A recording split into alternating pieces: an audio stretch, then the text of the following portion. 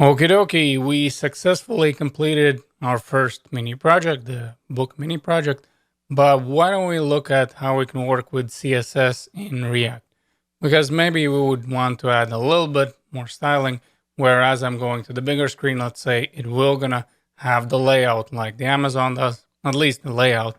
I mean, it's not gonna look exactly the same because we're not gonna spend that much time on CSS. In fact, quite frankly, it's still going to look hideous, but at least we're going to have the attempt of how to work with CSS in React and how everything is going to look all together. Okay, so where do we start?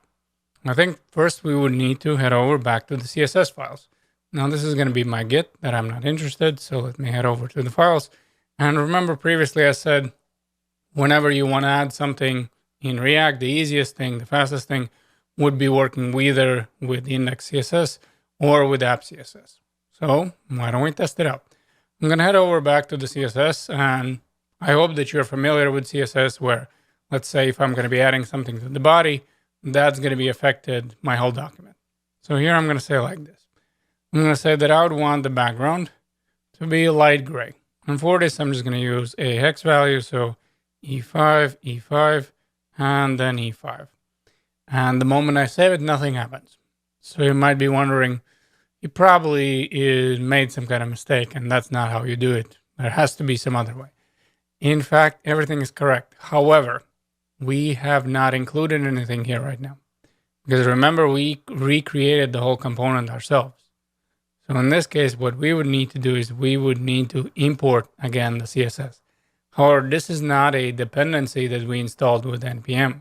In this case, we would need to show the relative path. And by the way, this is going to work exactly the same as with working with a JavaScript components when we're going to be creating separate files. However, the case is that with CSS, we need to have the full extension. So in our case, that would be index. And since this is CSS, not a JavaScript one, we need to write CSS. For JavaScript, we're going to be able to omit this, where we're going to write just import. So get me this file. And we can just say whatever the file name is without the JSX or JS extension. But with everything else, we're going to have this file extension, CSS or the images and so on and so forth. Relative path means that if this is going to be in this folder, then we're just going to have dot and forward slash.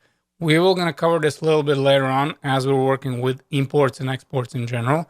So in that lecture, we're going to cover when we would use two dots, when we would just use one dot. But for now, only thing we're looking for is this one dot. And the moment we're going to save it, then we're going to have our background. Okay, maybe it's kind of hard to see. And by the way, no, it's a little bit better probably to see because it just refreshed. But why don't we head over back here and let's say red? Otherwise, you probably definitely think that, you know what, he doesn't know what he's talking about.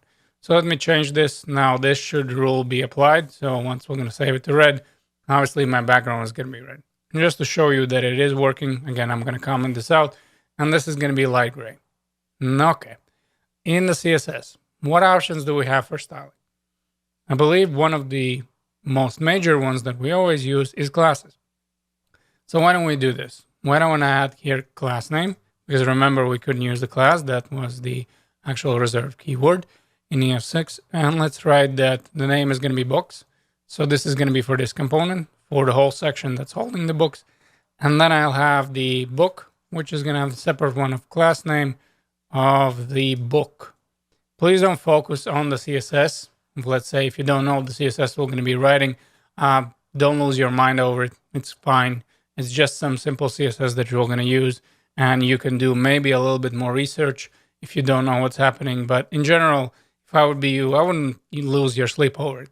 As long as you understand the actual React, you should be fine. So let's say what I would want for the books. Well, my idea would be like this. The moment we get to some bigger screen, I would want to have a 3-column layout.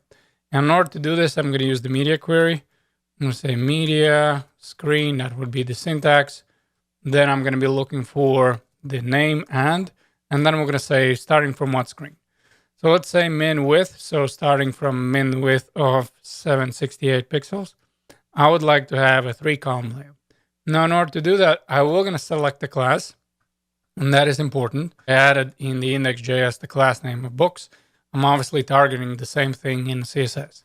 So I'm going to say books, and for the books, so for the whole section, I would want that section to be display grid once it gets to 768.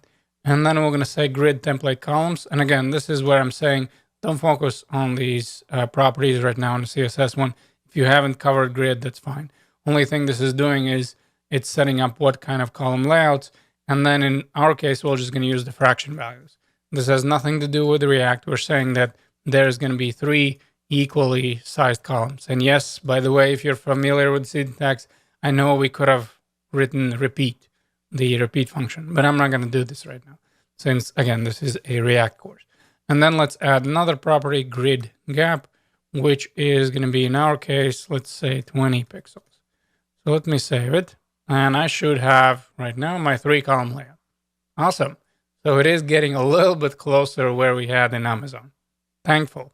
I'm very thankful for that. Okay. I'm not going to deal with any more media screens. I don't really care about it. This is just going to be for the grid. But what I would want for the book. And for the book class, remember, we added this to this book component. So this is going to be affected not regarding the screen size, but in general, this is going to be affected for each and every book that we're going to be displaying. And what I would want. Well, first of all, let's add a box sizing of border box, just because I wouldn't want to add paddings and margins, and then the actual component will gonna get bigger. So in this case, I'm gonna say border box. Then we're gonna add a little bit of padding all around. So we're gonna say 20 pixels. As you can see, it gets a little bit better, but there's an issue. Right now, I'm not targeting the book. So let me head over back and let's see what is the problem. So I have the book, but I have the syntax error because this is not a class name. This is class num. And here I would need to add the class name. And now everything is going to be working fine. Okay. So far, so good. Then also let's add some margin. Let's say margin is going to be 20 pixels again, all around. That's going to be my margin, as well as we can change obviously the background a little bit. Let's say hex color, FFF, what would mean white, as well as we can add maybe border. So border 1 pixel, pixel solid. And then we're going to be looking for the black. And then we can just say here, yes, that's going to be my border, as well as border radius. It's going to be very simply, let's say something like 5 pixels. And that would be as far as we are working with the classes. We also can target, obviously, the elements by ourselves. And if we remember, we had for the title heading 1. So the same way I can say, you know what, for all the heading 1s that I'm going to have, which is going to be kind of brutal, but anyway, let's imagine this. Color is going to be blue. What happens? Surprise, surprise, all our heading 1s are going to turn blue. How this is going to work in a bigger screen? This is going to look exactly like this. We're not limited, though, just adding the styles in a CSS. We can also do a styles, whether they're non-styles, as well as setting up our separate variables for styles. So how this is going to work? So far, we know the classes. We know if I want to add class, I just add the class and then style class. Our inline style would work like this. So we have the style attribute in the HTML. However, the difference is that from the HTML, we would do something like this. We would add our quotation marks. Now in a JSX, we write 2, and then these are going to be curly brackets. Now within the curly brackets, what we can do? Well, we can write whatever styles. In our case, what I would be looking for? Well, let's say here we would be looking for the font size. So font size for this heading 1 would be bigger. Just remember, you are writing here the JavaScript. This is the reason why it gives you these capital case letters.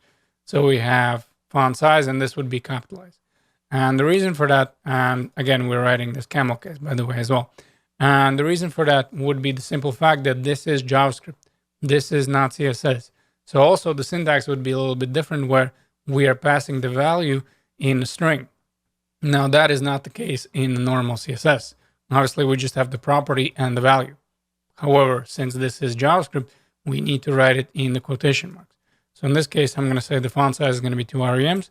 And also just to show you that obviously with the inline, we can change or overwrite the styles. I'm just going to say that the color is going to be red. And what happens? Well, all my heading 1s, instead of having the blue color that I set in CSS, I can use the inline style here. And font size would be, let's say, 2 REMs and color red. Granted, as you're looking at this, you can see that your JavaScript, your actual JSX, gets more and more clogged. So I don't know how really frantic you're going to be about doing the inline styles, but I do want to show you that that is one of the options that you can use. Okay, what else we have? I think we can work with the variable just to show you how we can store everything here in the variable and then apply it if that's something you would want. And for this, I'm going to use the paragraph. So instead, what I'm going to do here, I'm going to say the name would be something like author style, and I can name this whatever I would like. I'm just choosing this to be something familiar because I'm already using the author anyway. And here I'm going to create an object. And again, since we know that this is an object, we are working again with JavaScript, obviously. So I'm going to say letter spacing. And in this case, we're going to be looking for, I don't know, 10 pixels.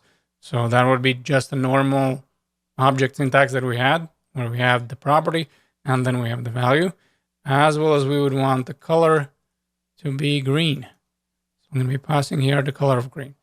Instead of writing everything here within our style attribute, what I can do is I can just say, okay, there's still going to be style attribute. However, the value is going to be the author. And then we're looking for the style. Since obviously this is the name of the variable. And what happens? Well, my style is being applied for my paragraph. So those would be the basic ways how we can add CSS to our React application. Yes, there is more options to it. We will later on look at Sass. We'll look at styled components. We'll look at Bootstrap and all that. However, basic way how to get up and running with CSS would be following. So we will gonna have to import the CSS if you want to use the style sheet. That is something really important. Then we can apply the styles in the style sheet just like with regular CSS. Or if we want to go this route, we can always do the inline styles.